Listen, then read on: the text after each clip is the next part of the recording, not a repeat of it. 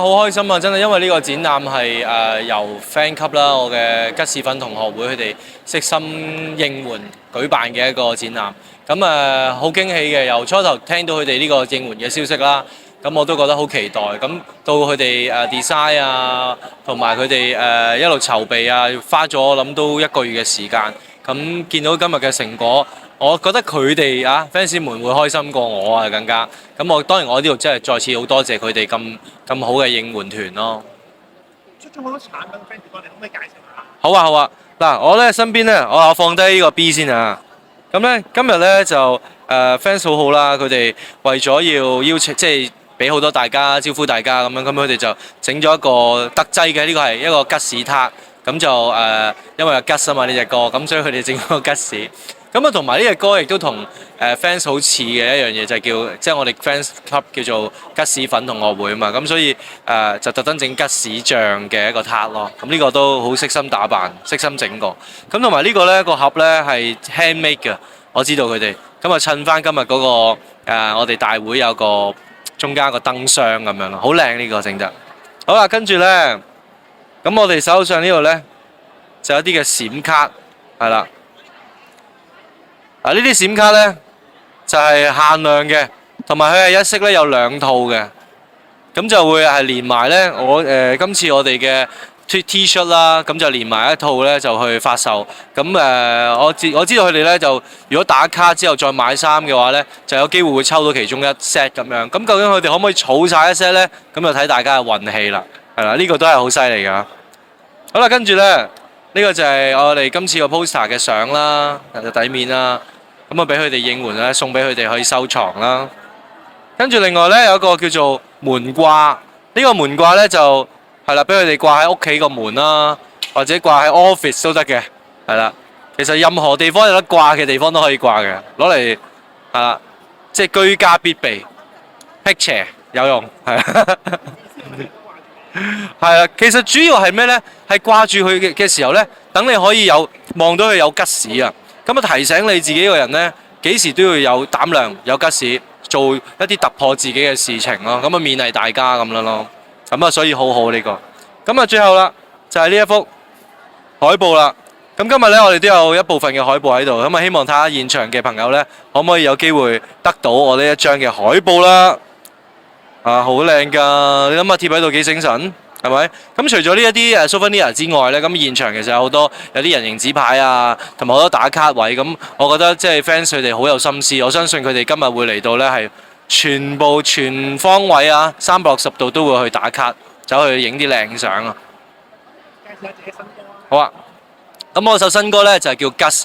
呢隻歌呢，就係我自己作曲啦，咁揾到林寶填詞啦，咁當中嘅意思呢，就係好想勉勵大家呢，就係做人呢，其實係要有吉士啦，咁當自己其實每一個階段都好啦，喺唔同嘅階段成長中呢，都好靠膽量去衝破一啲嘢。例如你可能好細個啦，你要去有膽量去返小一啦，返小一學校第一日嘅時候你都好緊張啊嘛，係咪？咁但係每逢過咗呢個關口呢，人呢，就自然會成長咗噶啦，咁所以呢，我覺得膽量喺每個人嚟講呢，身上係好需要擁有咯，係任何嘅階段都需要擁有。咁希望可以勉勵大家，任何時候都有一個好好嘅膽量去俾自己去衝破每一個難關咯。係咪都準備咗好兩首歌，因為都其實呢隻歌呢，就由上年年尾我第3人生嘅歌推出嘅時候呢，已經有個 idea 方向，就係已經係想向今年會出一啲嘅歌曲係快歌，係做我哋第一隻歌嘅。咁經過拍 MV 啊，其實曲好快就已經有啦，都錄好晒。咁啊 MV 又用咗好多心機啦，即係希望可以達到一個突破自己咯。因為我都係想帶出一個有吉嘅諗法，咁我都好想話俾大家聽，我喺我自己嘅層面上面點樣有吉呢？所以我 MV 又跳舞，咁又要排舞又多時間啦，跟住又要拍 MV 又要跳舞啦，咁所以就即將就即係變咗係一路接住就去到5月先推出咯。咁但係我今年都要有好多嘅歌會再想推出，咁希望係最快嘅時間，盡快去推出俾大家咁樣咯。今年會有首歌。今年都應該會出多1兩隻嘅，係啦。咁歌曲嘅方向啊定位都已經有晒諗法㗎啦。不過就等適當嘅時候，我就會再公佈俾大家。fans 託問你啦，話你今首歌跳舞好攰。啊，sorry。fans 託問你，你今首歌會跳舞，係會唔會好攰啊？會唔會好攰啊？跳舞？咁又唔會嘅，因為其實我自己點解會今次跳舞呢？因為都係想俾一個不一樣嘅感覺大家咯。雖然我真係坦白講，真係唔係跳得好叻，但係我都好想俾大家睇就係當你有呢個諗法、有個膽量去衝破自己嘅框架嘅時候呢，我相信冇嘢難到你咯。咁我唔叻，但係我都好想盡量俾大家睇，我都想做到呢樣嘢。咁所以因為係啦，咁樣就唔會攰噶啦，因為你好想做到嘛，你做你自己喜歡嘅嘢就一啲都唔會攰咯。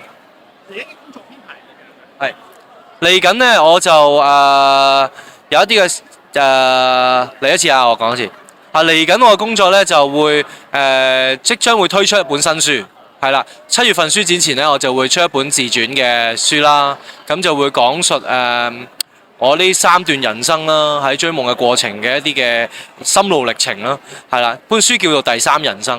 咁我希望可以勉勵大家就係有夢呢，就要一定要勇敢去追咯，同埋堅持啦，同埋重生嘅呢個概念咯。咁啊就將我第一人生啦、第二人生啦、第三人生分別嘅發生嘅一啲點滴，我就會好繪形繪色啦，好赤裸地啦，就會去講俾大家聽。因為我自己可能有好多好 detail 嘅發生嘅一啲點滴呢，喺大家面前係未講過。例如一啲我嘅內心嘅轉變啊，咁樣等等。咁我希望可以透過今次呢個機會喺本書裏邊就話俾大家聽咯。咁呢個係第一樣最重要，我今年要做嘅 project 啦。跟住落嚟嘅話呢，就係繼續會舉行我嘅一啲演唱會啦，喺不同地方啦。咁同埋今年年底可能會有啲嘅新嘅 project 會出現嘅，係啦。咁另外至於就係我今年都係會有啲嘅自家製嘅節目會推出啦。我會諗住喺網上會喺我自己嘅頻道會推出嘅。咁希望所以大家多多支持我，thank you。